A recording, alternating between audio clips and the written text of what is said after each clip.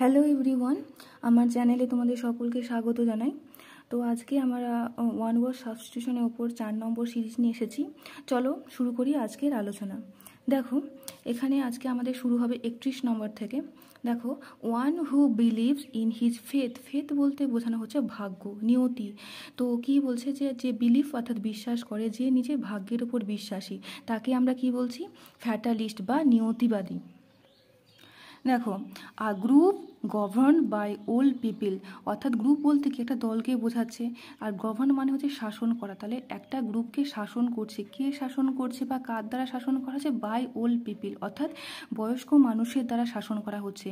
তাহলে একটা গ্রুপ রয়েছে যেটাকে বয়স্ক মানুষের দ্বারা শাসন করা হয়, সেটাকে আমরা এক কথায় বলবো জেরান্টোক্রেসি।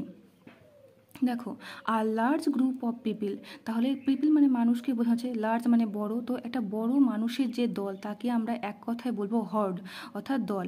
দেখো, ফার্স্ট মুভিং ওয়াটার, তাহলে ফার্স্ট মানে কি খুব তাড়াতাড়ি, মুভিং মানে কি চলাচল করছে এরকম, তো জল জল জল খুব দ্রুত বয়ে যাচ্ছে, সেটাকে আমরা এক কথায় বলবো টরেন্ট, অর্থাৎ প্রবাহ বা জলস্রোত।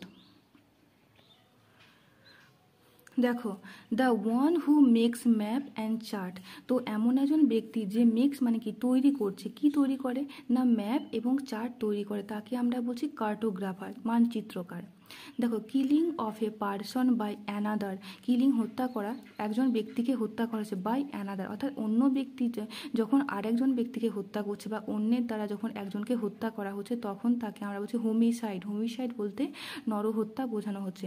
দেখো, the scientific study of worms and insect, worm মানে কি কৃমি জাতীয় এরকম কিছুকে বোঝানো হয়েছে, ইনসেক্ট বলতে হচ্ছে পতঙ্গ, কীট পতঙ্গ।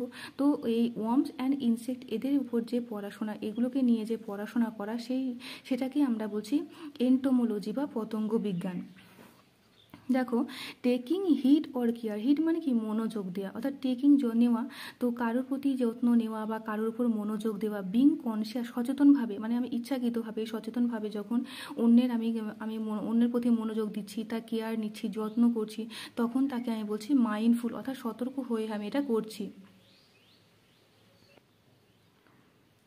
দেখো, প্রফিটেবল ইল্ডিং ফিনান্সিয়াল গেন, অর্থাৎ প্রফিটেবল মানে কি লাভজনক, ইল্ডিং মানে ফলাফল, ফিনান্সিয়াল গেন অর্থকারী কোনো কিছু লাভ হচ্ছে। তো এক কথায় বলতে গেলে যে লাভজনক কিছু, তখন তাকে আমরা বলবো লিউক্যারেটিভ, অর্থাৎ লাভজনক।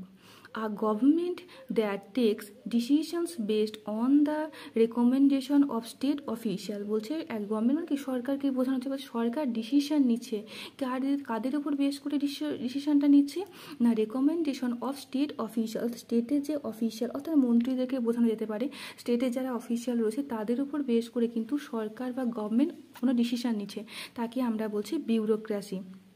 তো চলো আগের দিনের পড়াগুলো একটু আমরা রিভাইজ করে নিই। দেখো, an exaggerated statement not to be taken seriously or literally, তাকে আমরা বলছি হাইপারবোল। টু কি postponing doing your task later because you are lazy, তাকে আমরা বলছি প্রোক্রাস্টিনেট। আ পারফেকশনিস্ট, তাকে আমরা বলছি ম্যাটিকুলাস। দেখো, lack of government or lawlessness, তাকে আমরা বলছি anarchy. Government run by two persons, diarchy. Ruling group classified on the basis of rank, hierarchy বা hierarchy. দেখো, government run by a single ruler, monarchy. Government run by a few ruler, oligarchy. Women ruler, gynarchy. The man supervising the exam, তাকে আমরা বলছি invigilator. তো আজকের আলোচনা এখানেই শেষ করছি, ধন্যবাদ।